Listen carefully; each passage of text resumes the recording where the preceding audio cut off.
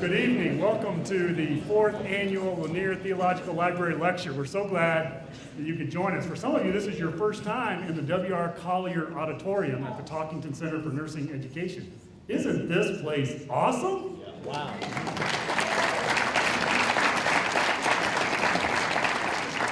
We're so proud and thankful to have this wonderful space for this great event. One of the events I look forward to every year. This is our, as I said, this is our 4th annual lecture, and we're so thankful to Mark Lanier, who's with us tonight, and he's going to introduce Peter Williams here in a second for his continuing support of this effort. Mark always brings us great and interesting speakers to challenge us and to stimulate us, and tonight is no different. We've already had a great day today. We heard Dr. Williams speak in chapel, and I don't know if you all appreciate what a difficult audience that is. I mean, LCU students are unparalleled in every regard, but trying to engage 18 to 22-year-olds in that environment is a real challenging for the best of speakers. And boy, Peter just did an awesome job, just did so well connecting with our students. And then we had a great lunch with a small group of students, a great conversation about justice. And students walked away from that with great questions and some real insights about their faith and about what it means to think about having a God of justice. So we've already had a great day. It's been a feast. And now we're going to finish it out with this wonderful presentation tonight. One of my main jobs is to make sure you understand how things are going to work. And one of the opportunities you have is to ask a question of Dr. Williams. Did we give out note cards? Did people get note cards as you came in? So if you have a note card, you can write a question on that. We're going to have folks coming down the aisles to collect those. And at the end of the presentation, Mark will come up and have a question and answer period with Peter. And that'll be a chance for him to get to some of your questions. So I encourage you to really, the hard ones. We want the hard ones, right, right, Peter? No softballs. And it'll be a great exchange with Mark and Peter. Let me say a word about our friend. First, I want to say a word about Greg Garrett and Platinum Bank, who help us sponsor this event. We're so thankful for them and for their continuing support of the Lanier Theological Library Lecture. Will you show your support for Platinum Bank?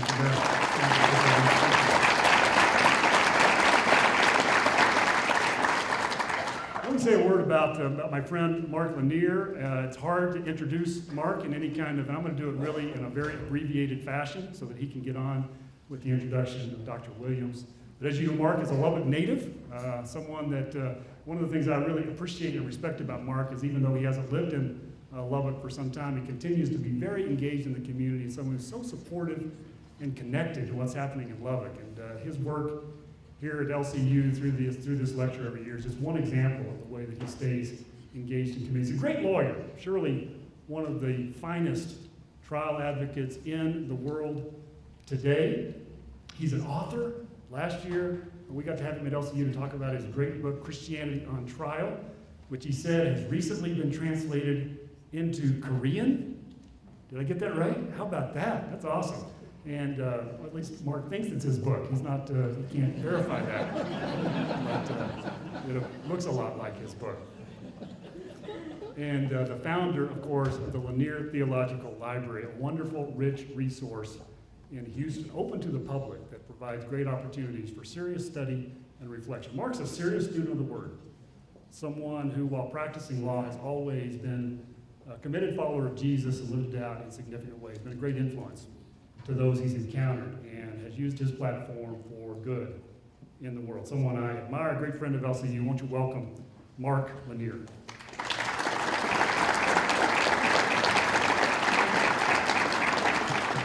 Okay, I'm very excited that you get to hear Peter Williams, and so I'm going to do this as briefly as I can because I want you to have the opportunity. No, because I want to listen to Peter Williams. Peter is the most popular lecturer that we have had at the Lanier Theological Library. We had Peter over the first time, and his topic was new evidence of the authenticity of the Gospels. And I thought, well, this will be kind of cute. I've read this stuff. This is something that's been vibrant in my life for decades and decades. And if there was like some hot new evidence out there, I'd kind of figure I'd know what it was. So this will be kind of a snapshot. I got to tell you, he had new evidence of the authenticity of the Gospels. And I was absolutely blown away. The thousands and tens of thousands, I think we had like almost immediately, maybe I've exaggerated here, but 60,000 views on YouTube. With the desire, I got emails, can we translate this into Russian? Can we, all the rest of this stuff. It was absolutely remarkable what Peter had put together in that lecture. And I just found it profound. So I asked Peter to come back and to lecture again at the library, and he did. And it was so well attended, we had to move it out of the library and take Peter to a church auditorium that would seat 4,000 people because there were that many people that wanted to hear. And so as I was contemplating this year what to do with LCU, I thought there's nothing that I could offer you better than a chance to hear who I believe to be one of the best theological, evangelical minds of his generation. I think worldwide, you will have an opportunity to hear a gentleman speak that is thoughtful, is committed, has more degrees than a thermometer, is just absolutely, this is a fella who can read more languages than you can name. He can read Ugaritic. He can, your PhD is in part Ugaritic. He can read ancient Palestinian Jewish Aramaic. He can read Syriac. He can read actually he does pretty good with some Egyptian hieroglyphics too. The fella is just absolutely amazing. He's reading the Bible right now in Swedish because he just finished reading it in Italian. He's remarkably well versed. I want you to have the freedom to write him any question you want, and I will take great relish in reading them to him. He's a polymath. His brain is just really, really good in so many areas. And so it is a great excitement to me. You're actually getting him before he gives this lecture at our library. He's giving it for us Friday night. His children have this week off from England, so they're here as well. 14-year-old Magdalena and 10-year-old Leo, who thought they were going with their dad on a vacation. Little did they know they'd get to come to the hub of the plains. The vacation spot for people who come to the U.S. So they're here, and it is a great honor for me to give you a chance to hear one of the greatest minds in the world today, Dr. Peter J. Williams.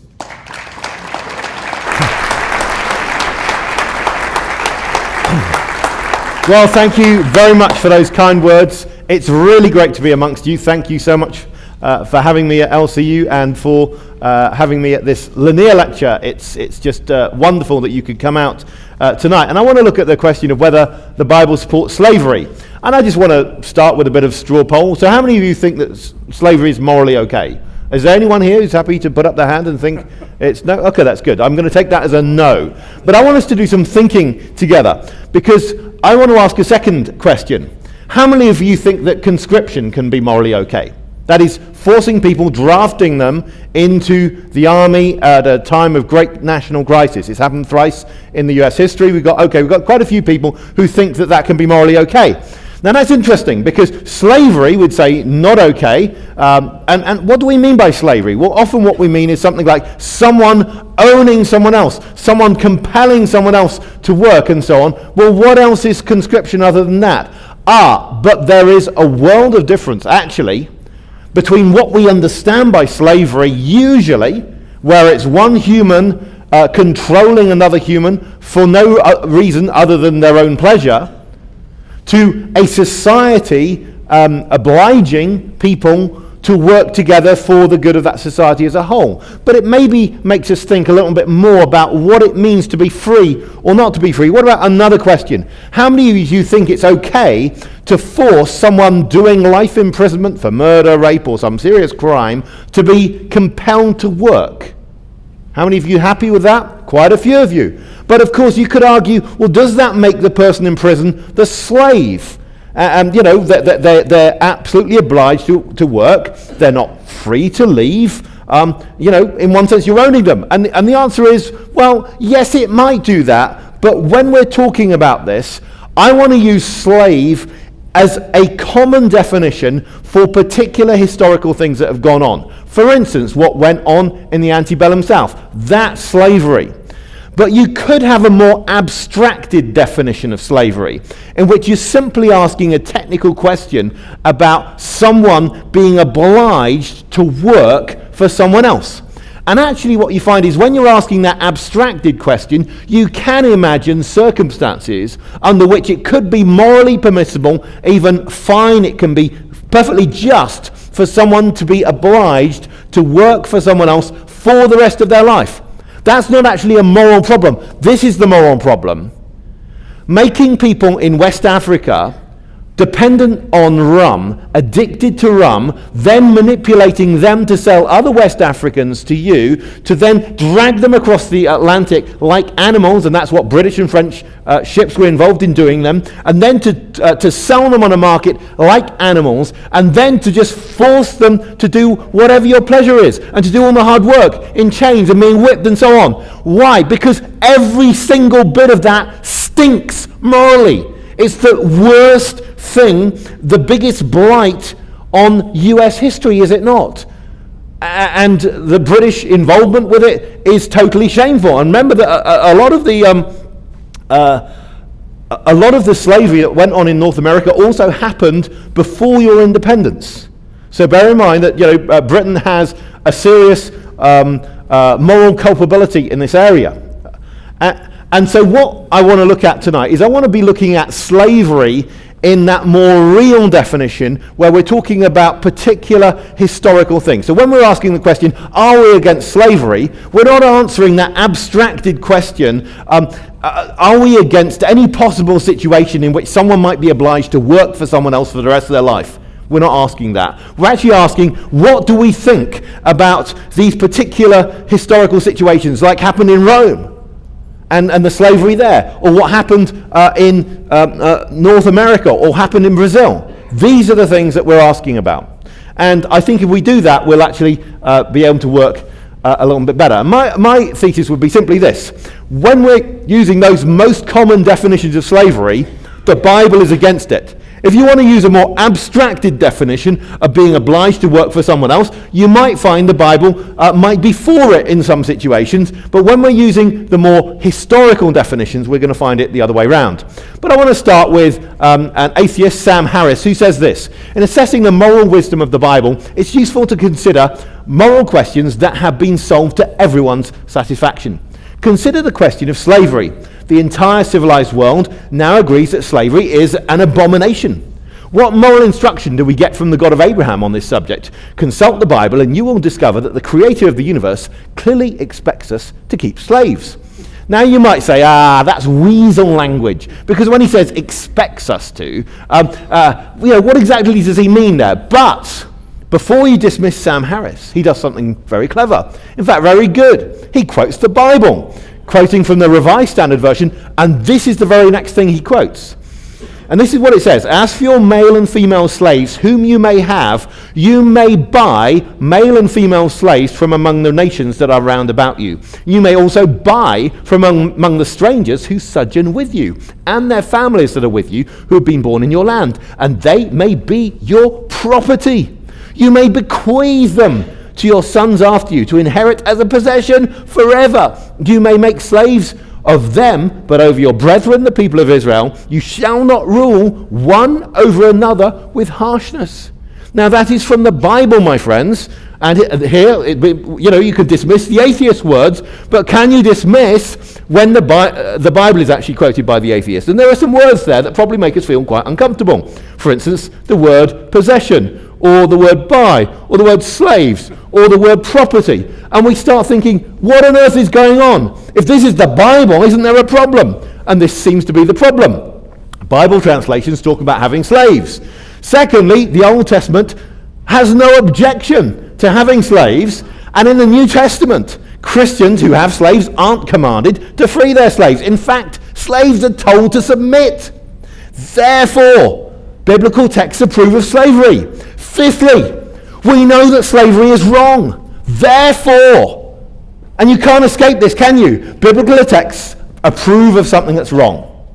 Now, how many of you feel uncomfortable as you read those set of syllogisms? Anyone feel uncomfortable? That's what we're going to be looking at tonight. Is there any way out of this dilemma? Well, let's have a think about it. So what I want to do, I want to start with the subject of translation. Then we're going to think about the essence of the Old Testament institution, which might get called slavery. We're going to look at the misreading of the book of Exodus that happens all the time. And we're going to look at what the New Testament teaches on the subject. So, and maybe some conclusions. But first, we need to have, oh dear, the Hebrew got reversed on the way from PowerPoint into Presenter Pro, or whatever the program that everything's been put into. Pro Presenter? I can't remember the name of it. Anyway, so just forget the Hebrew written there. There we are. Sorry, Mark. Yeah, Mark likes this because I've occasionally just pointed out some, wrongly written Hebrew. Okay, but let's look at the Roman script here. There's one Hebrew word I need you to know for tonight, and that is the word ebed or eved. I'm going to probably say eved when I remember to, and the plural is avadim. And that's the word that occurs 800 times in the Old Testament, and for a certain number of times is translated by the word slave. Now let's think first of all about translation. If we go to the King James translation, that is from 1611, the King James translation, and you look in that, you will find only 2 occurrences of the word slave. I'm excluding the Apocrypha at the moment, where there are 5. But there's 1 occurrence in the Old Testament and 1 in the New. 2 occurrences. In other words, not very many. That word was not used a lot in the King James translation. The New King James translation, however, has quite a few more occurrences. The NIV, the New Revised Standard Version, quite a few more. Go back to the JPS translation, the Jewish Publication Society, which obviously just has the Old Testament. In 1917, they just had this word thrice. By the time they revised it in 1985, they had 135 occurrences. Nor is it only English. Go across to German translations. The word sklava is masculine, sklavin, feminine. And we go to the old Luther Bible, all the way through from Luther up to 1912. No occurrences of that word entirely in the Bible. But when the revised Luther translation comes out in 1984, we have 70 occurrences. Go to our Spanish translations. At the beginning of the 20th century, the Reina Valera translation, a very popular translation, when it uses the masculine esclavo, feminine esclava, only 4 occurrences of those terms. As it gets revised in 1960, revised again in 1965, we see the numbers creeping up. It's happening in all sorts of languages. It's happening in French and Dutch. Look at what happens in Italian. We're going through to 1950, hardly any occurrences of these translations of these at all. And then you get the post-1950 translations, and the words occur an awful lot. Sorry, that's English. This is Afrikaans. The older Afrikaans is quite a young language. The older translations, which are shown in the 6 left-hand columns, which are 3 for Old Testament, 3 for New Testament, in masculine, feminine, and plural. And then we look at the new translations, and we see they're really on the rise. So what this does is it produces some anomalies.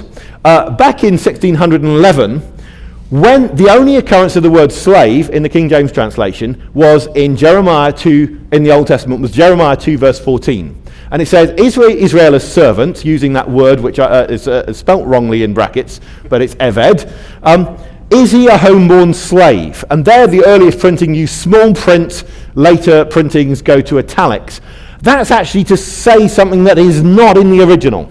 So when the word is not in the original, they use that. So in other words, the only time that the word slave occurred in the King James Old Testament was in italics, when it isn't actually there. And when you're in poetic parallelism, and you've used up your A word, and you need to find a second word to use the word slave. That's the only time it occurs.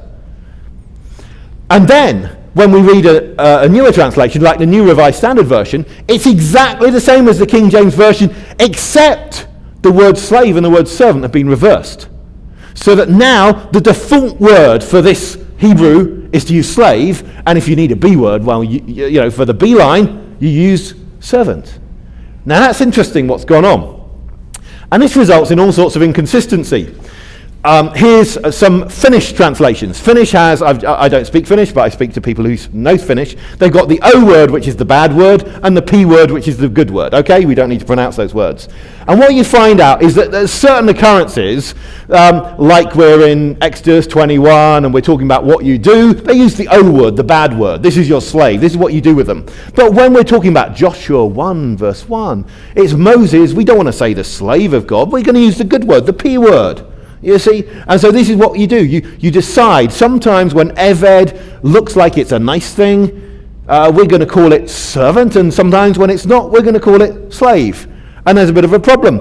And you find that that's going on in some languages, like Swedish, which will have your T word, which is, oh, they're both T words, aren't they? The word trail, obviously our word thrall, as in enthralled, occurs in some words, a context where they want it to be bad, and then you've got this other word where they want it to be good, like if you're in Isaiah 52 going through to 53.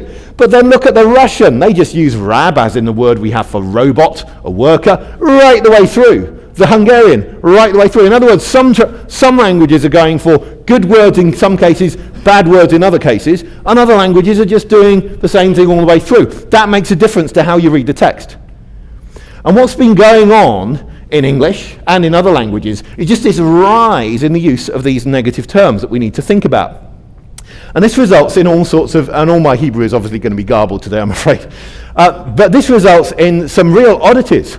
You're reading the Revised Standard Version, and the English Standard Version is the same, unfortunately, where God says, "These people are my servants, whom I brought forth out of the land of Egypt. They shall not be sold as slaves." And it's using the same word in the first part of the line as in the last part of the line. The logic actually demands that you translate the same way, and yet people are wanting to actually differentiate, because God doesn't have slaves, only nasty people have slaves, and so on. So we've got some problems here. Now, here we have a Hebrew dictionary. This is called the Sheffield Hebrew Dictionary. 8 volumes. It's a really popular work. And here what we find is that unlike what was going on in a 19th century Hebrew dictionary, in a 19th century Hebrew dictionary, when you look up this word, definition number 1 is servant. Definition number 2 or something like that is slave. Well, what happened from the 19th through to the 20th century is simply those definitions got reversed. The word now, to many people, means slave. You look up in your Anchor Bible Dictionary, you see an entry on the word slave, you see nothing on having servants, because that's the way people perceive of it. But this is the way it opens. You see, definition number 1 is slave, secondly, servant. But then when you look at the whole entry, and it's quite a big entry, it actually goes over leaf, is what you find is, just coming up in the blue, a very gentle highlight here, is all of the occurrences, numbers 1 and 2, where slave is the first definition. But you find all of the rest of the page is where servant is the first definition. So you say, well, hang on. If most of your dictionary entry, most of the occurrences are on servant, why are you giving me the word slave as meaning number 1? And I think there's something ideological going on here. We also find a rise in the use of slave language in the translation of the Old Testament. The earliest part of the Old Testament to be translated into another language was the first 5 books, the Torah or the Pentateuch, which was translated into Greek. When they were translated into Greek, the word slave, or in Greek doulos, only occurred thrice.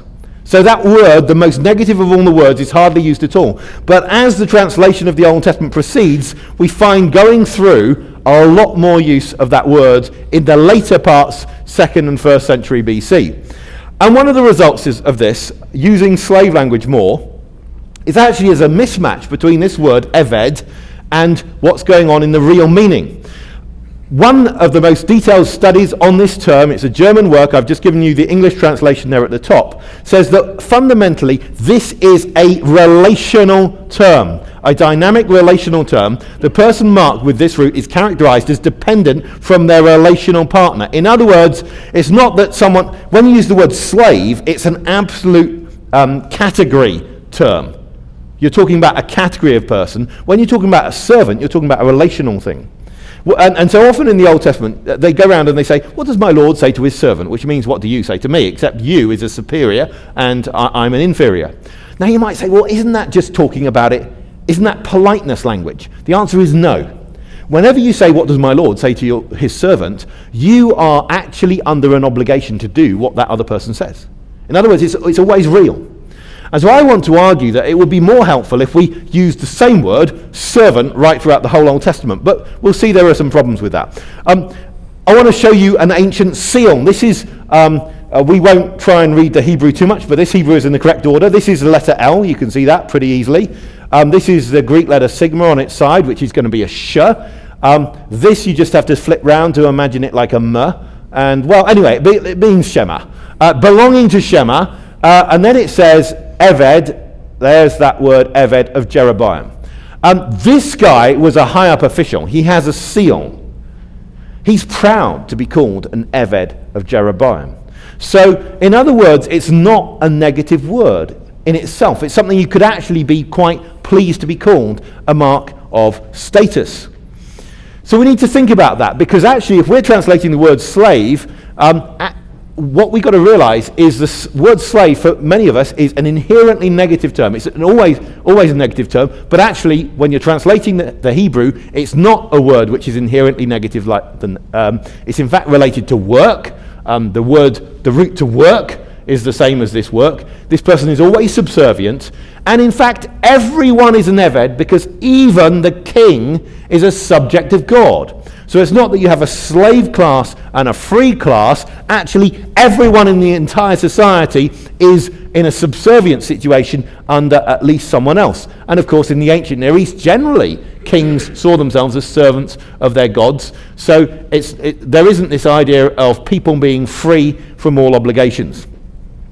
So when we use the word slave in our translations today, we're using an irredeemably negative term to translate a term which doesn't necessarily have that sort of context. It generally leads to inconsistency in translation, and then it means that it's really hard for us to read the Old Testament without reading in later categories. Now, key thing is, when you're reading the Old Testament, remember North American slavery hadn't happened, Jamaican slavery hadn't happened, Brazilian slavery hadn't happened, and Greco-Roman slavery hadn't happened.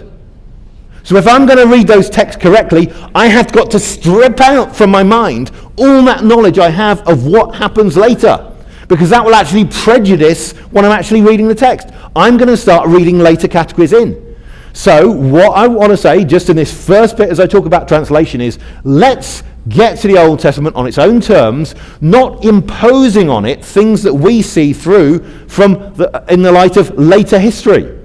There are other words we might want to use: worker, agent, subject, servant. None of them perfect, but perhaps sometimes we might want to use the word slave, but we just need to think more carefully about this. So that's just the preamble, point one, quite a large point about the word. But let's look at what's really going on in the Old Testament, the essence of the Old Testament institution. And what we see is, in the age of the patriarchs, Abraham, Isaac and Jacob, they have large retinues, large numbers of servants. What do these people work as? Are they chained in cotton fields? No, they're working as herdsmen, as domestic servants. And what we find is that one of them, Eliezer of Damascus, is going to inherit all that Abraham has if Abraham doesn't manage to get legitimate offspring. So in other words, it's not that slaves, in a slave society, you think of the antebellum South, slaves didn't go around inheriting things. In fact, the children of Hagar, Bilhah and Zilpah, these are second-tier wives of the patriarchs, and of course having second-tier wives is a bad idea. One is quite enough, and some people read it and think the Old Testament is approving of polygamy. Just want to deal with polygamy briefly. Every time someone has multiple wives, just look at the terrible domestic situation that results afterwards. A classic case would be Jacob, where his brothers are selling him and so on, trying to kill each other. Look at David's family as well. The story is actually telling you this is not a good idea. But what we find is these people can be trusted. Abraham will find his most trusted servant and send him off on a long journey with a load of camels and a load of wealth. Well, he could have done a runner, but he wasn't going to, because actually, maybe that's not an expression in your language, he could have run off, but actually that was not something he would have done. He was in a good relationship with Abraham. In fact, when Lot is kidnapped, Abraham's happy to arm all of his servants. One of the things that slave societies don't do is hand out weapons to the slaves. No, it's just not what you do. And what we find is there isn't an approved selling of people.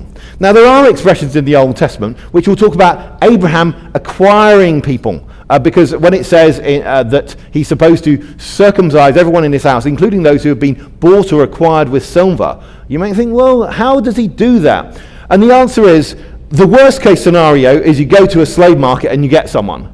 But a better scenario, not reading that later category in, is that actually some of these people may have already been under some obligations. They may have sold themselves, that it means selling their future work, and Abraham continues that obligation. But we're dealing with a situation we need to have an open mind about.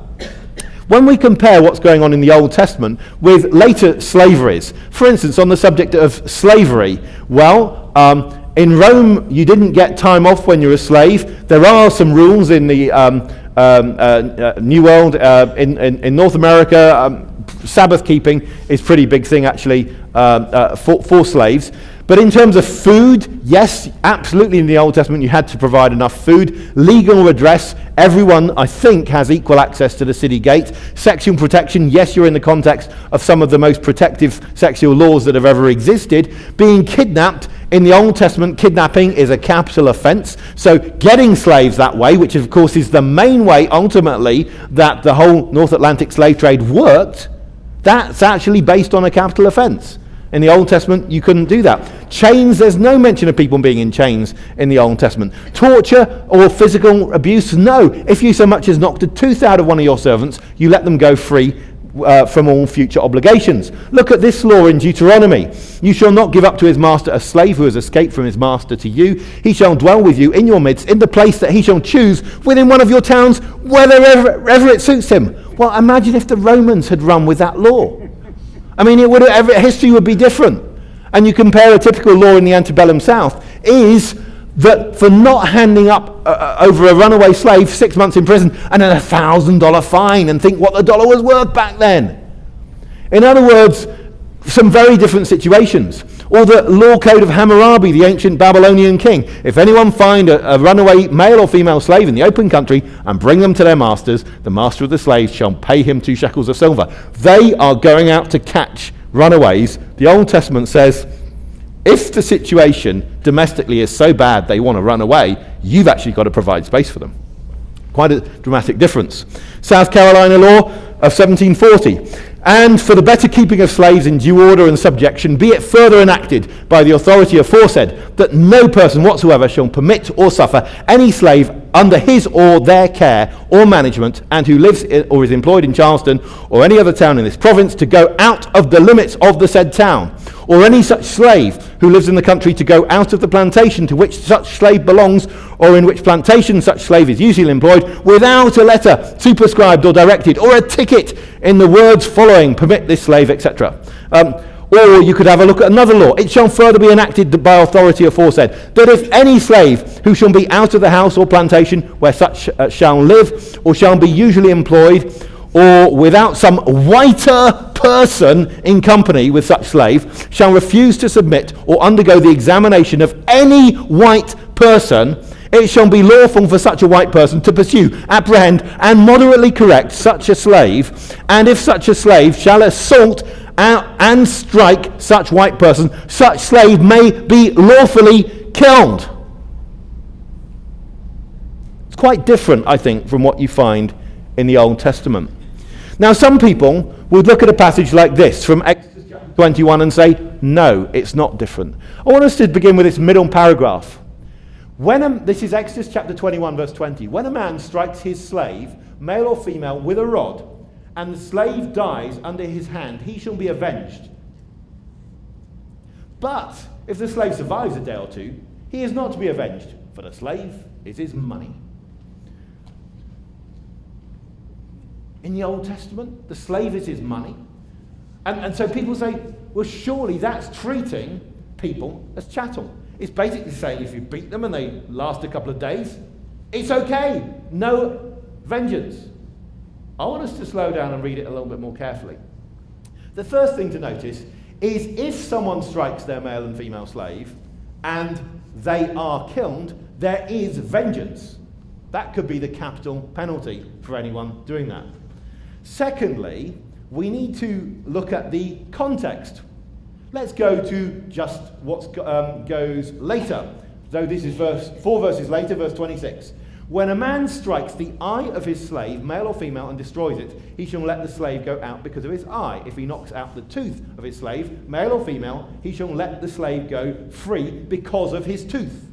In other words, physical abuse is not acceptable. Any lasting damage means you go free, because the way the law works is not that you fill your law libraries with lots and lots of books telling you about every possible situation, but you have some basic principles. And the basic principle here is clearly lasting damage, whether it's an eye, a tooth, or any other thing that gives lasting damage, then they have to go free from all future obligations. So in other words, how can this law be read as a license to beat however you like? It cannot be. Secondly, we need to read just before.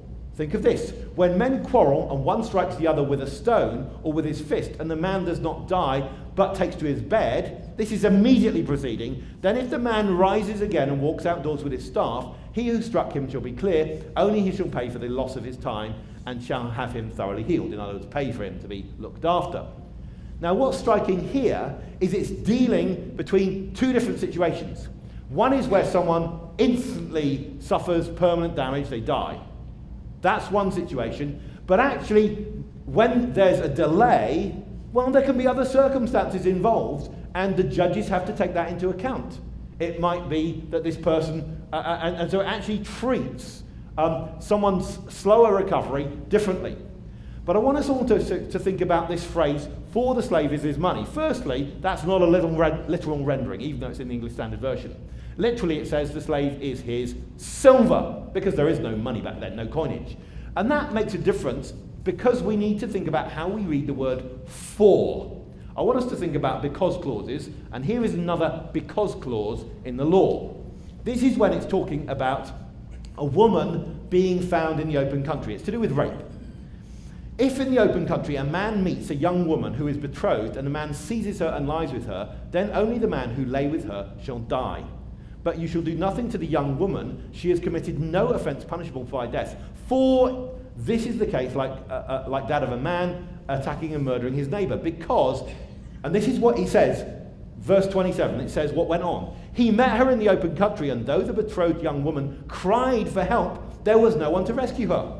In other words, unlike our laws today, which count a man's word and a woman's word as equal against each other in the matter of rape, and wonder why so few people are actually convicted, actually this law did not count those two as equal. There was a presumption in the open country of the woman's word against the man's word. And it's quite an interesting thing. It may be more than just word here. There's other evidence that can come into this. But what's so interesting for me is it says because, and then it explains what people are to assume happened. And that's what we're supposed to do with this other because clause.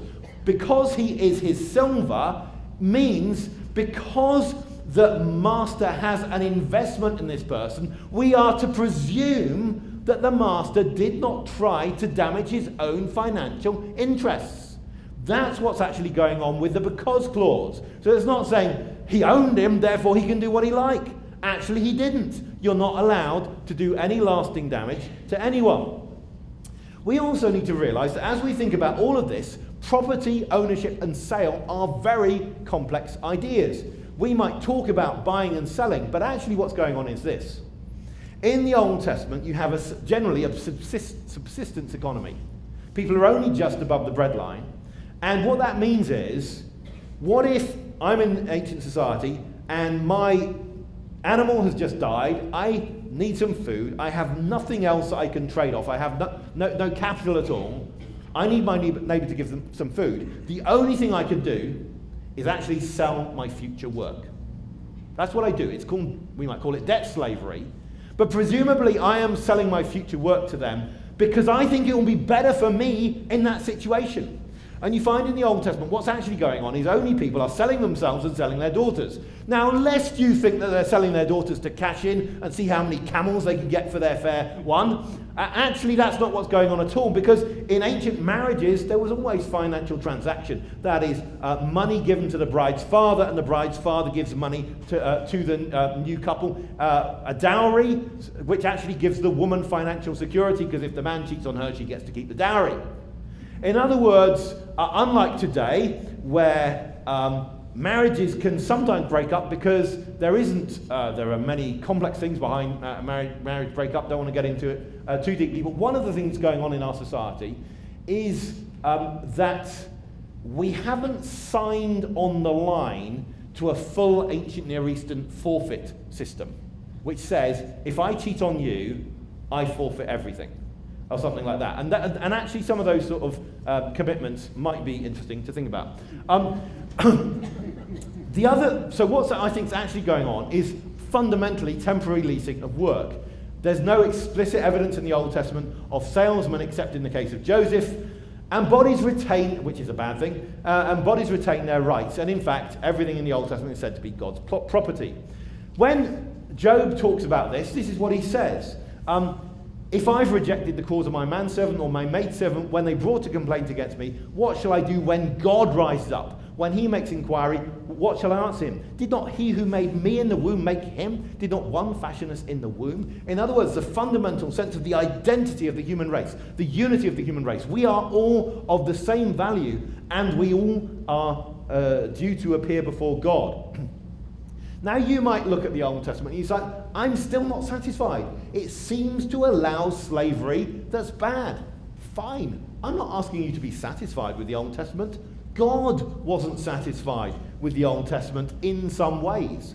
When Jesus is asked about the subject of divorce, this is the way he tells us to read the Old Testament. He says, you Pharisees say, Moses allowed divorce, but actually said to you, because of the hardness of your hearts, Moses allowed you divorce. From the beginning, it was not so. In other words, the way you read the law is you go back before the law to the creation. Well, in the creation, one set of humans created over another set of humans like that? No. So if we use the same hermeneutic that Jesus used, we understand that whatever we see in the law may be permissive law. It's a bit like when you have, say, laws regulating gambling in a particular state. The fact that you have laws limiting gambling in a particular state, or prostitution or something like that, doesn't mean the people who wrote those laws think gambling or prostitution is a good idea. It simply means they're limiting it, but they're allowing it because of the hardness of people's hearts, because they know they can't actually stop this thing or whatever.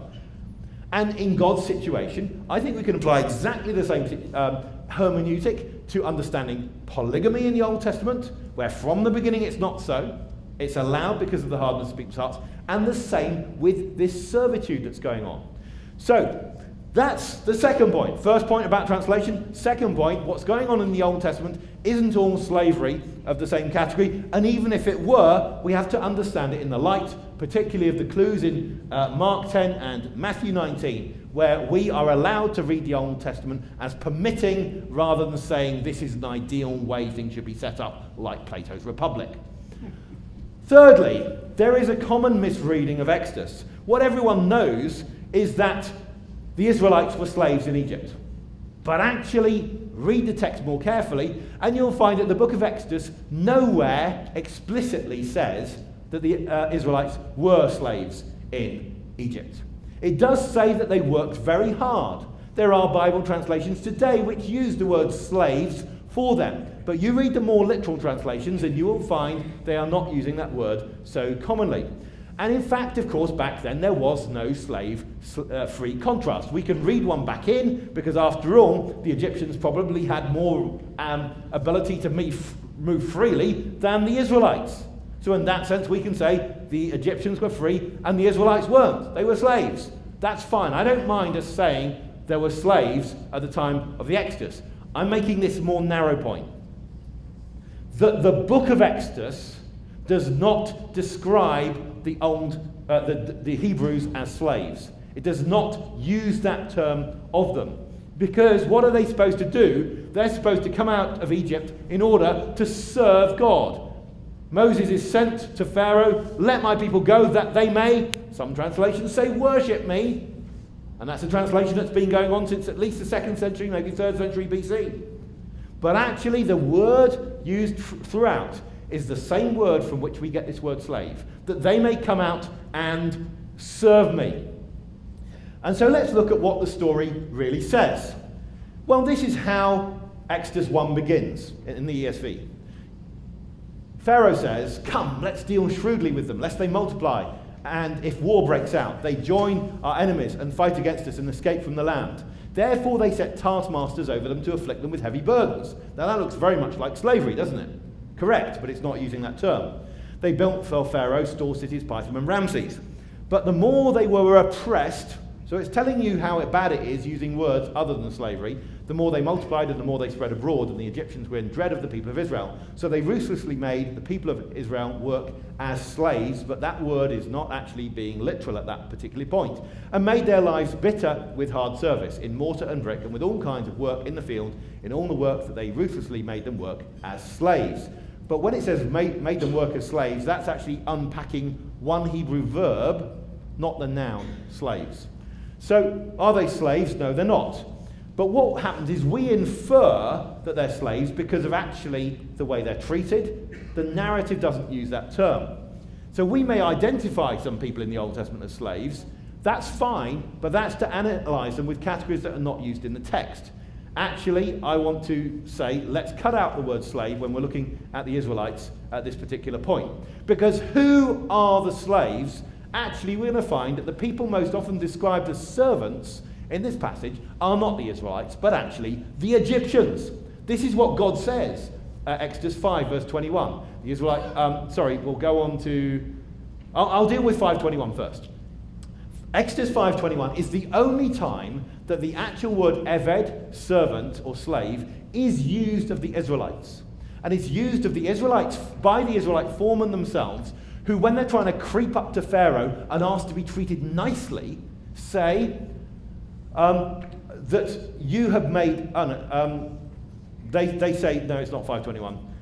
They say to Pharaoh, you've got to treat us nicely because we are servants. But actually what we see is the Israelite foremen in this case come out and they say to Moses and Aaron, the Lord look on you and judge because you've made us stink in the sight of Pharaoh and his servants, and have put the sword in their hand to kill them. And again, chapter 7, Moses and Aaron went out to Pharaoh and did just as the Lord commanded, and Aaron cast down the staff before Pharaoh and his servants. Again, Pharaoh and his servants. And you see, I've given you 3 references in full. There are 18 more references at the bottom. 21 times in this book, it says Pharaoh and his servants. So who are the avadim, to use the plural of eved, of Pharaoh? Clearly not the Israelites.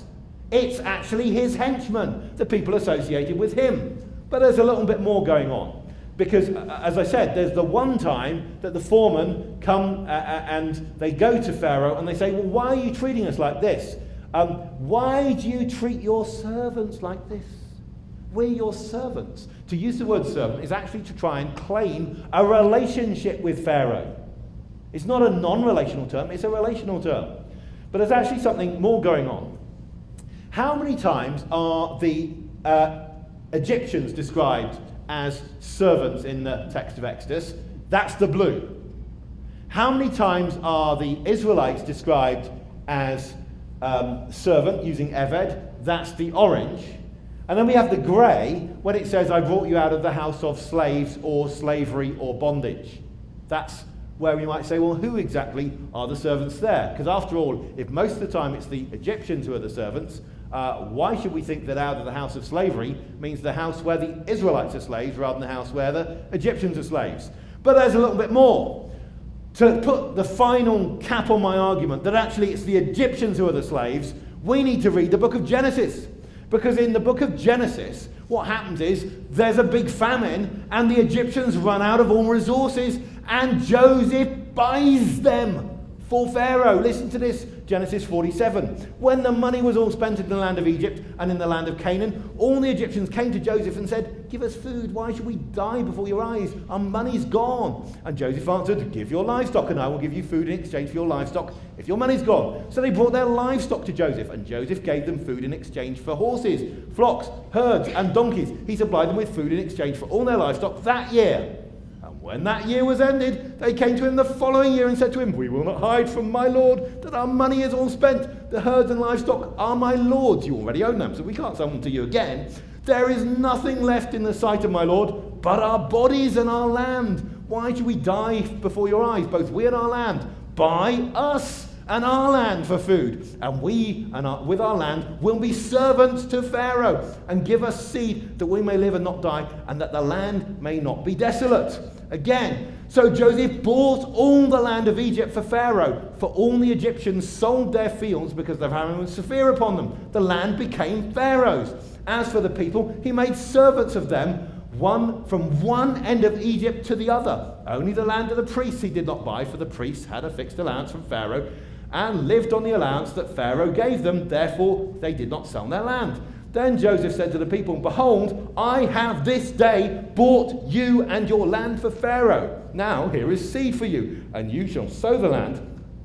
And at the harvest you shall give a fifth to Pharaoh, and 4/5 shall be your own, as seed in the field, and as food for yourselves and your households, and as food for your little ones." And they said, "You have saved our lives. May it please my lord, we will be servants to Pharaoh." So Joseph made it a statute concerning the land of Egypt, and it stands to this day, that Pharaoh should have a fifth. The land of the priests alone did not become Pharaoh's. Thus Israel settled in the land of Egypt and in the land of Goshen, and they gained possessions in it, and were fruitful and multiplied greatly.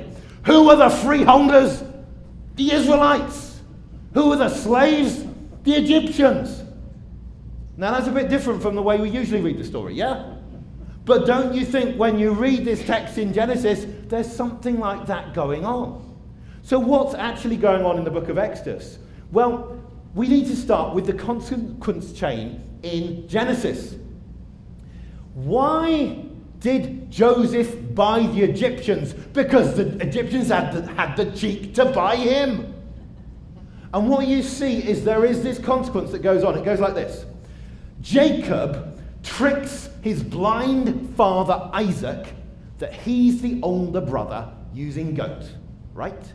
Therefore, Jacob the trickster needs to get his comeuppance. So he is tricked by his father-in-law in the blindness of night, that the older sister is the younger sister. Leah is Rachel.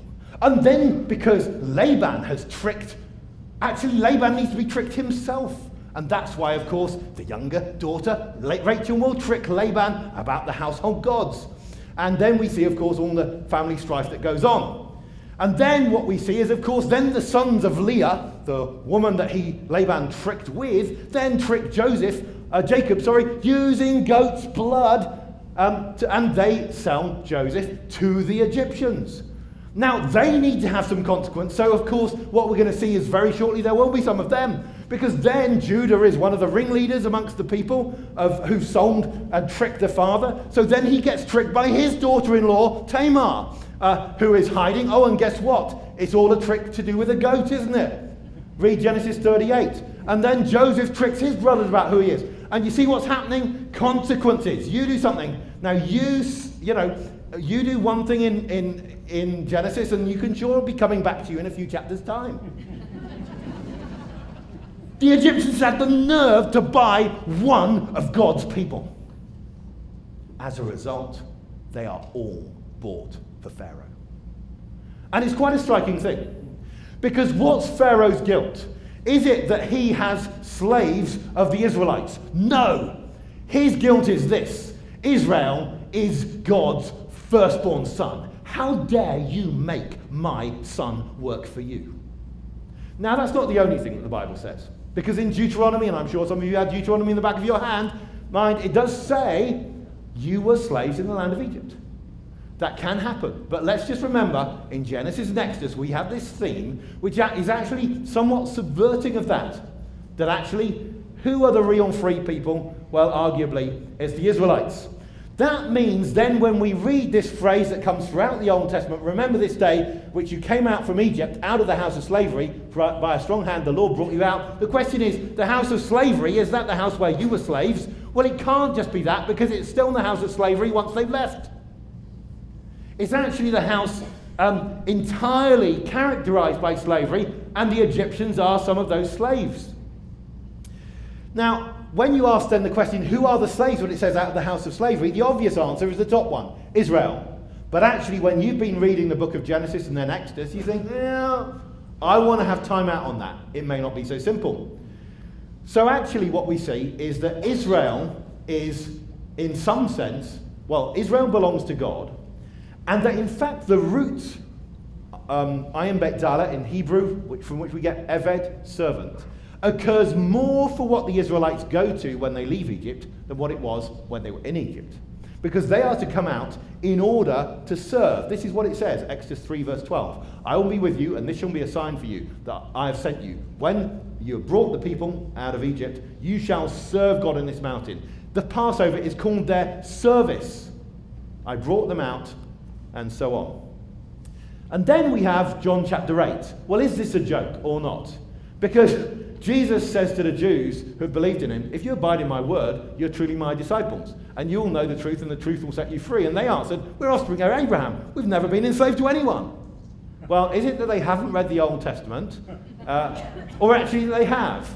Well, John uses a lot of irony, and so you might want to think about that a little bit more.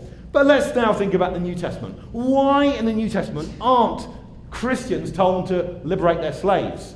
Doesn't the New Testament endorse slavery after all? Well, no. Firstly, Paul couldn't write treatises in his letters to say how you should get rid of slavery because Christians couldn't change the legal system. They had no vote. So therefore, for him to write in a way like Plato might write about the ideal society wouldn't really help Christians very much. If he told slaves they need to rebel, they would be executed. Look at the film Spartacus. It's not a good idea. But actually there are legal limits to how many slaves you can free. There's a law called the Lex Fufia Caninia.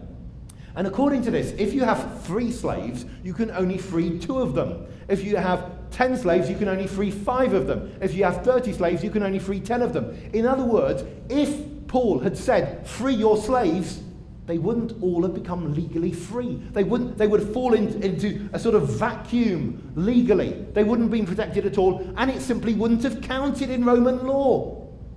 So it's not something that Paul could have said. And in fact, the Roman slavery is a bit different from the North American slavery. It actually could be to your disadvantage to be freed too early. If you got freed too early, you could never become a citizen. So you've just got to bear in mind the particularities of that time. But people say, well, is the New Testament supporting slavery? And the answer is, firstly, the New Testament says, we should love others as Christ loved us. Well, if you apply that, surely that gets rid of slavery. It undermines the whole thing. But actually, it's more than that. The New Testament teaches that we are brothers and sisters. It introduces this egalitarian language of we are one family together. And it doesn't just use the language, it actually backs it up with a solid campaign. It's the first ever kissing campaign. Now, what do I mean by the kissing campaign? People say, oh, the holy kiss back then was part of the culture. You know, like the British handshake. That was what they did. They just used to kiss each other. Was it really part of the Roman culture that master would kiss slave and back and vice versa? Was it really part of the culture that Jew would kiss Gentile? No. Of course it wasn't. To kiss. Who do you kiss? You kiss your family. And actually, to start kissing people who are not your physical family, who are of different social classes, different races, is scandalous morally in the Roman Empire. For Jew to kiss Gentile, Gentile to kiss Jew, slave to kiss master and vice versa, yuck! What on earth is going on? It is absolutely scandalous. So in other words, what the New Testament does, it can't alter the political realities, but it can say, when you come into this, God's assembly, you have to realize we are all brothers and sisters together. If you want to have a kissing campaign today, you need to start with the people you least want to kiss, okay? And then go and do it. And say we are siblings together. And then we have the language of Ephesians and of Colossians, which is using language of equality. When masters are told in Ephesians 6 not even to threaten their slaves, if they can't even threaten, they're certainly not meant to be thwacking them, are they? They're actually told to give the same. Then does that mean the same amongst the slaves? Or is it actually the same as themselves?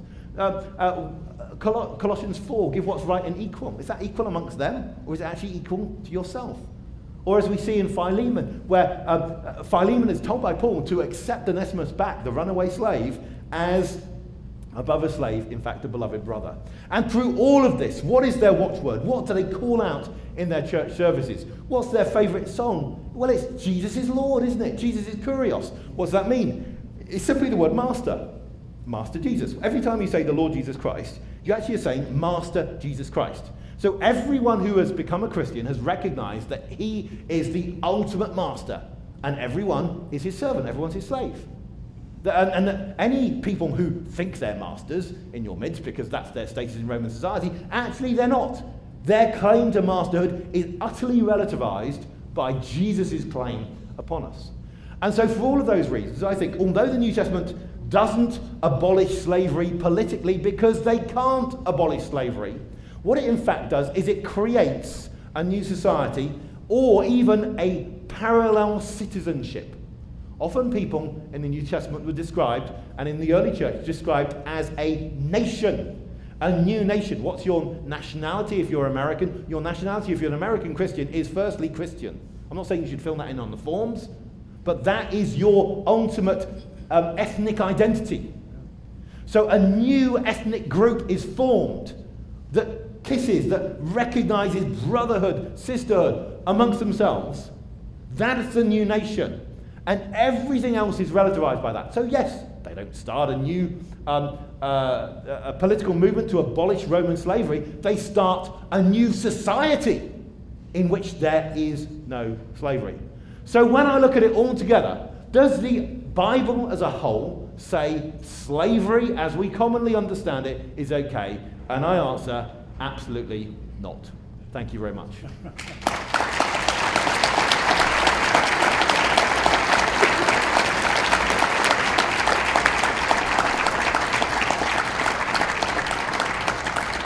If you want to write down some questions for Peter, there may be some good ones. Write them down, pass them to the aisle. We'll collect them. Peter and I will take a seat, unless you want to stand up to answer. Doesn't matter. And we've got a little bit of time. We'll ask some questions, take the next 10 minutes or so, and see what we've got. I'll start out while you're writing and passing them down. All right, Peter, the lawyer in me is listening to this, and I'm trying to weigh every argument I can. And one of the things that occurs to me is Moses was having to go to Pharaoh and say, let my people go, under the idea that Pharaoh had control of whether or not the Israelites could leave. Yeah. Is that a slavery indicator? Yes. I'm fine with the idea that the Israelites were slaves in Egypt. I just want us to notice something else in the narrative, which is the narrative doesn't describe them that way in Genesis and Exodus.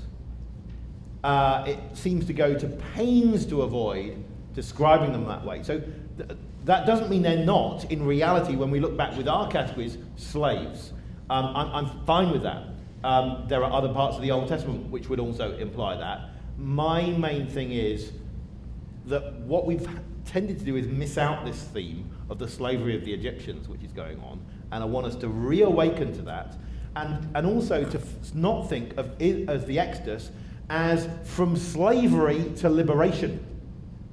There is no liberation. Is something we like to read into everything because we're all into freedom. But they were told to stop serving Pharaoh and to go out and serve God. I am the Lord your God who brought you out of the land of Egypt. You shall have no other gods before me. Him only shall you serve.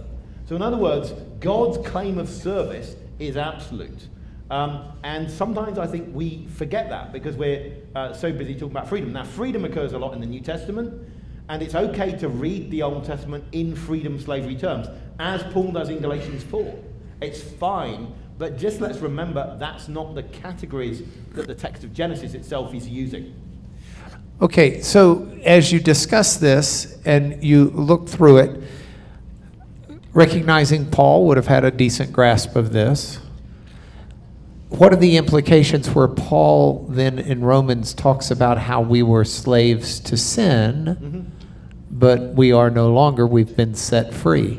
Well, I think Paul has got a really good grasp of this, because what he says is you can be slave of sin and then you're free from the law, or you can be a slave of God and you can be free from sin. In other words, he takes these terms, slavery and freedom, and he doesn't say, well, we got these free people over here and we got those slaves over there. He says, everyone's a slave and everyone's free, but just think about what you're slave and free from. I think it's great, because in a sense you're preaching to churches where, some of them are Roman slaves, some of them are Roman masters, and he's just saying, look, these categories we have in the society actually apply to every one of us in some way. And, now sometimes, like in Galatians, when it talks, Christ has set us free for freedom, I think it's great that we should think of ourselves primarily as free, that God is not a harsh master who wants to sort of control and restrict our choice. Actually, there's so much in the New Testament which talks about the parables of Jesus, where effectively the master's gone away for a long time and you're left in charge of the house. So that's the sort of model of what it means to be sometimes a servant or a slave of Christ, that he's going to come back and ask you what you've done with your stewardship, but there is a real delegation and a going away and leaving you to get on. Obviously, that doesn't mean you can't call on his help, the help of the Holy Spirit, but I'm just saying, there's a real, it's not a constricting, micromanaging, service. Okay, I've divided these up into two categories, those that deal with slavery and those that don't. Let's do the slavery first. But let's try and get through a bunch of these. There are really good questions in here. Why do we see the more recent translations of the Bible increasingly using the word slave? I don't think it's a conspiracy. I simply think that the older translations tended to use what we now perceive as archaic terms, manservant, bondservant, or servant. Nowadays, very few people say that they have servants in their house. They might have home helps, they might have au pairs, they might have cleaners. They wouldn't call them servants, and if they did call them servants, they would probably get pretty irate. And so that's just one of those things to realize, that a whole set of vocabulary, particularly after 2 world wars, as we move from more hierarchical to less hierarchical societies, particularly in Europe, those sort of terms just felt old, and I think people naturally felt they needed to replace them with these other terms, and so that's what's tended to happen. The word slave has a more current feel about it, and sometimes people feel that if someone is actually a slave, you have to call them a slave, because to use any euphemism like a lad, a boy, a servant, is actually to do an injustice to the situation. So I think there are those things going on. Why does an eye for an eye not apply to violence against slaves in Exodus 21? Good question, and I would want to say because of the hardness of people's hearts would be, what's going on there. So instead of you're losing an eye, if you take out your slave's eye, your slave just gets to go free. Yeah, now what may have happened is, someone would have sold themselves, let's say, 7 years of future work. In that situation, I sell myself and I say, right, I'm going to work for you for 7 years and you give me, food now. What if day 2 I decide I'm not going to work? In that situation, the only way, and we're in a subsistence economy, that person can compel me to work is using some physical constraint like that. So I think if it's really easy for us now in societies of plenty to look and say, corporal punishment we would never use. Actually, if you were in a subsistence economy, you might well use that sort of thing. But I obviously, yes, ultimately it's the hardness of heart, because the eye for an eye, tooth for a tooth thing is really interesting, because it's actually used in Exodus in the context of a fetus or an unborn child coming out, and the damage, eye for eye, tooth for tooth. So the fundamental thing going on in the Bible is the equal value of everyone made in the image of God, and it even applies at that level. So therefore, if we've got any exception to that, it's it's to be understood as part of that because of the hardness of people's hearts. In regard to the selling of the Irish in the 1700s by the British, do present-day English have a positive connotation or negative connotation of this as slavery? I think that most people wouldn't know about it. There's lots of complexities, but I think people recognise that the Brits did some bad stuff in Ireland. Oliver Cromwell had better hours than what he did in Ireland. I think I don't want to talk about better and worse cases of slavery. I am against slavery as commonly, defined historically. And in that vein, what words of wisdom would you give us today about 21st century human trafficking? I think we need to do everything we can to stop it. And we need to, that may mean to do with border controls. We've got to tackle the gangs, we've got to tackle the incentives that there are to that. I think it will be a long-term thing. We see in the book of Revelation people trading in humans, and that is one of the things that's going on a very large scale, and it needs to be fought in every context. And there are great ministries that are working with human traffickers that you might want to get behind. All right. A number of these people recognize, I think maybe, that you are on the oversight committee for the translation of the English Standard Version of the Bible. So in that vein, there are some questions. For example, can you elaborate on the meaning of the words, quote, an abomination in God's eye, close quote? I think what is going on there is telling us that God really doesn't like something. I mean, it's a very strong word. We don't tend to use the word abomination very much. But I'd want to defend the use of unusual language in Bible translations. I think if we try and say that our Bible translations always need to use common parlance, you'll make them very bland. What it doesn't mean is that God has one eye. And you can use these sort of things for,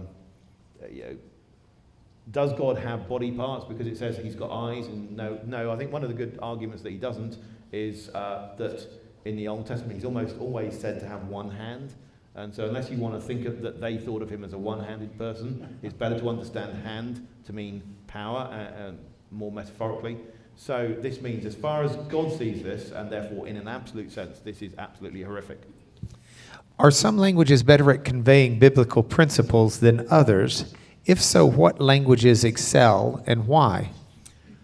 I would say that one of the great things about the Bible is its translatability. Most of us who are Christians became Christians not through reading the original languages. I became a Christian through reading the Bible in English, and I imagine that most of you did. And one of the great things I love in the book of Acts is where it talks about the Word of God multiplies. How can it multiply? I mean, God's given a fixed number of words, hasn't he? How can it multiply? And actually, the way the Bible talks about things is every time God's given his, complete scriptures, but every time people speak about them, it actually uses multiplication language, just as it does in the parable of the sower, which will have produced 30, 60, and 100-fold. In other words, if you have the original language and people translate that into 100 different languages, that is God speaking in 100 different languages. That's really cool. And so actually, the word isn't being constrained. Some people have a view of Bible translation that says if you get one thing wrong, it vitiates everything. It's like a magic spell. If you get the magic spell slightly wrong, it doesn't work in the magic spell laws. Or as one person once said, excuse the analogy, this is a Muslim speaking about the Bible and said, well, if you had a glass of water with one drop of urine in, would you drink it? And the answer is, of course not. So why would you read a Bible translation that's got, something wrong? I said, that's completely the wrong analogy. The Word of God is more like uranium. You don't say just because it's not 100%, enriched, nothing's going to happen. The Word of God is so powerful that in the worst Bible translation, in the Middle Ages, it could be radically life-changing. And so I think we want to get back to that sense that there is just this unstoppable force getting out. Of course we want to, because it's so important, we want to translate as well as we possibly can. But praise God, even bad translations can have so much good effect. And I just think that's why people reading translations, I don't think are the best translations, that sometimes paraphrasing and being loose, they still getting the message out, praise God. What surprises or discoveries have you come across in reading other translations of the Bible? I just think it's a pleasure for me to slow down when I read the Bible. I mean, some of the things I've shared tonight, have come because I've just been reading Bible translations over a long time. I mean, my PhD was actually on the Syriac of 1 Kings. So I worked on an early Bible translation. When I look at a subject, I like to look and say, how has this been translated down the ages? Has there been any slippage in the way we see this so that we're not quite where we were? So you can take a thing like, cursed is everyone who hangs on a tree, and that there it is in Galatians 3:13, and we think, well, how does that apply to Jesus being on the cross? Because that's not like quite a tree, it's like a piece of wood, it's not a tree. Well, as you look down the ages, you actually see that in the original, it means both a sticky up thing in the ground that's made out of wood, that's made out of a tree, and an actual tree, and therefore it will apply when we're reading the book of Esther to Haman's gallows, it will apply to everything. And the delightful thing is, the original King James Version, which I'd recommend that you read actually, and I mean the real 1611 one, not the later ones. Cursed is everyone who hangs on tree. There is no a tree until 1629 when it's put in. Because the word tree changed over time. A tree, this is tree. You see, we don't think of this as tree, we think of this as wood. But actually, the word in its original means both a sticky up thing, but that's tree. So actually the whole thing is a broader sense, and gradually over time, it just narrows. And so as I study translations and I study things over years, you start getting some of these nuances, and it's not that people have got wrong translations, it's just that you realize sometimes the nuance is slightly different. So if you could have only one translation of the Bible, which language would you choose? If I could have only one translation of the Bible, I'd probably choose the Vulgate in Latin. Second to that, I would choose, I think, probably the Revised Version or the King James Version. I mean, I really like those. Because I'm not too bothered about readability for myself. I'm not saying I would use that to share the faith. I mean, for sharing the faith, I want to use something that people sort of understand more easily. All right, next. And I'm reading these word for word. Just curious, your reading interpretation of Genesis 22, Abraham taking Isaac up the mountain to sacrifice him. So a lot of people are troubled by that because they think, oh no, guy being told by God to kill someone else, just like terrorists, think that they've got God on their side to kill someone else. And people are reading this nowadays in a completely wrong way because they're reading it in a naturalistic way. Because the story for them is, if you're in an atheistic universe and Abraham plunges the knife, that's the end of Isaac. You've taken away the only thing that Isaac has, namely his life. But the real story goes like this. In Genesis, God has miraculously shown himself to Abraham on many occasions in ways that are undeniable. And he has also promised to Abraham that through Isaac, Abraham is going to have numerous offspring, as many as the stars and so on. So in other words, Abraham knows that when he plunges the knife, that cannot terminate Isaac's existence forever. He actually knows that. You don't need to read the book of Hebrews to know that he knows that. So in other words, you need to understand that one of the things that's bad about stabbing people today is it's painful for them and it tends to shorten their life. If stabbing someone gave them pleasure and lengthened their life, the morality of stabbing someone that hadn't asked you to would suddenly change, wouldn't it, right?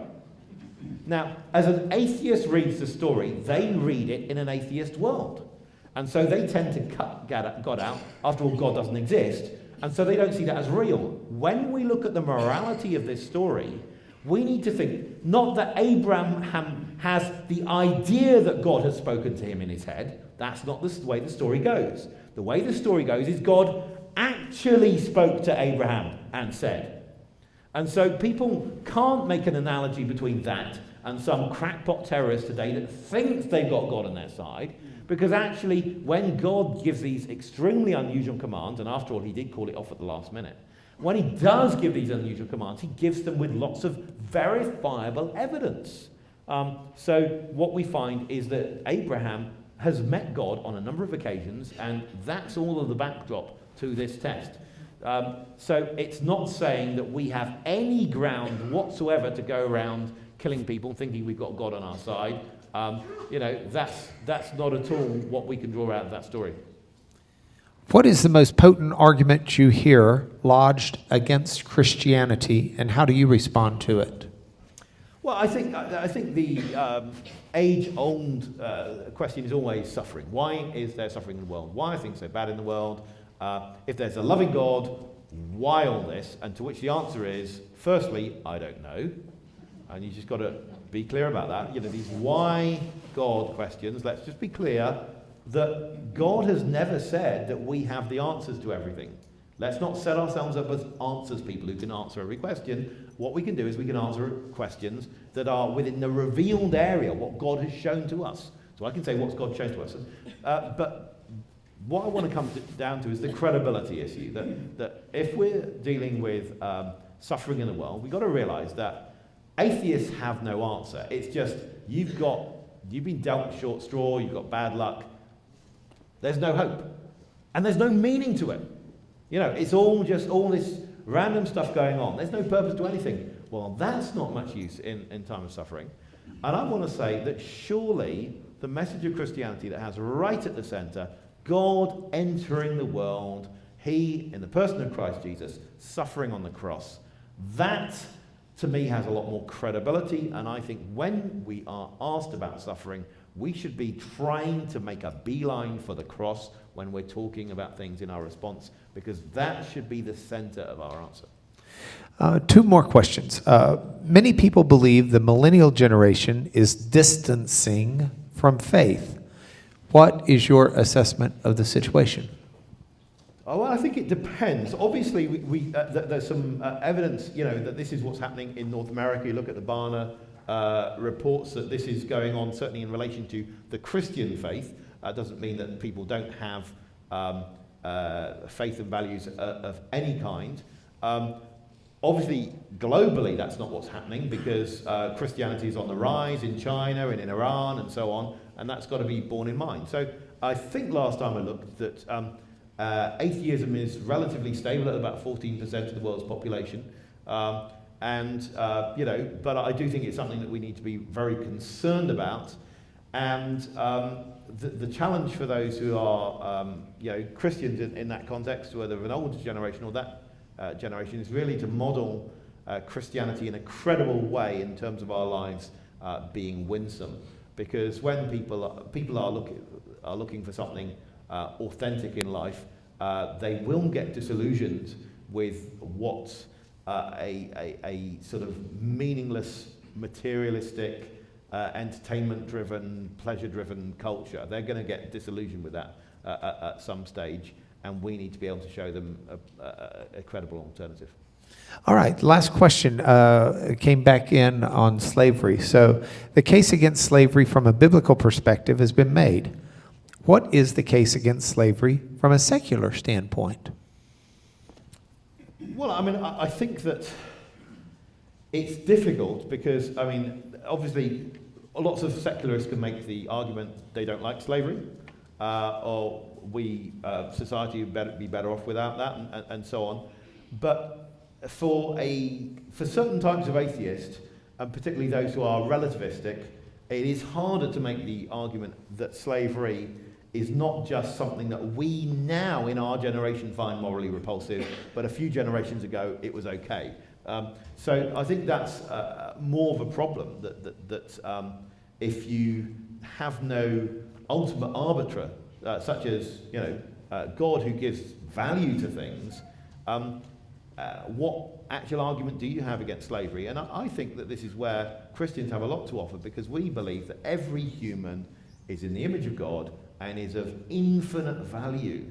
Therefore, whatever people say about the rights and wrongs of what Christians have done in the past, and many people who have named the name of Christ have done terrible things, even as they name the name of Christ, what we can say is the basic value system that we have within the Bible is that all humans are of infinite value, to love others as Christ loved us, which is an extreme amount, That, I think, provides a far better answer than any secularist system that I could imagine.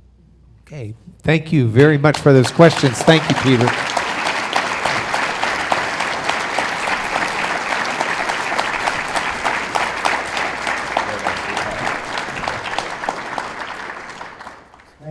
Thank you, gentlemen, for an engaging conversation and for just a wonderful lecture. We're honored, Dr. Williams, that you have come to LCU. Join me again.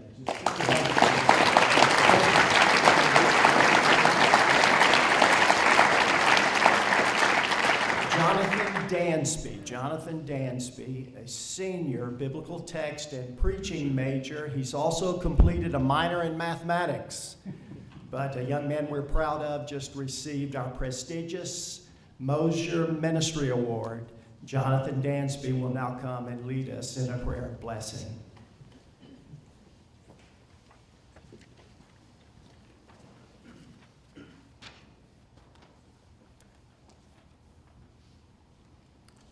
Please join me. Most merciful and loving Father, Creator and Lord of all worlds, you are the beginning and end of every good desire. May your glory abound throughout all of the created order and also within our hearts this day. You are the Lord of life, and it is your glorious will that all creation be sustained by yourself, through yourself, and for yourself. We pause now in order that our hearts and minds may rest in the adoring knowledge of who you are. Almighty and merciful God, we confess before you this day that we have turned blind eyes to the suffering and oppression of your children. We confess that we have been even willfully ignorant to the stench of injustice. And we confess that we have not extended the hand of grace even to those we count as our enemy. We confess the times when we are ourselves playing the oppressor. Lord, have mercy. We turn now, our gracious Father, from our mourning, and we rejoice with gratitude that you are redeeming this suffering, oppressed creation by and through the hand of your Son, who lives within your holy church. We give you thanks for transforming us by your grace more and more into his image. We are also grateful for the times when we act by your grace and in accordance with your will, doing good to all people and for all people. We ask now, supplier of all our needs, our deepest needs, that you would enliven us by your love and that you would sustain us in your abounding grace, all for the purpose of joining in your redemption of all creation, Jew and Gentile, civilized and barbarian, slave and free. There should not be any slavery in this world, but there seems still to be. So where it is, may we be given courage enough to step into its midst. May we be given grace enough to respond in love. May we be given love enough to extend the hand of fellowship, both to the oppressed and to the oppressors. May we be given sight enough to see where Christ is and to go there. And may our hearts find their ultimate satisfaction not in the good works our hands find to do, but in the goodness of yourself. For you alone are our greatest good. Be with our fine guests this day. Bless them, guide them, teach them, love them, and continue to bring them to yourself. Strengthen their hands for your work. Prepare their minds for your truth, and transform their life evermore into the glorious image of our Lord Jesus Christ, your Son, who lives and reigns with you and the Holy Spirit, one God, from eternity to eternity. Amen.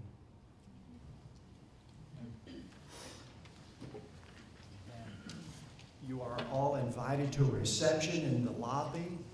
On behalf of LCU, the Lanier Theological Library, and Platinum Bank, thank you for coming. Enjoy the rest of the evening.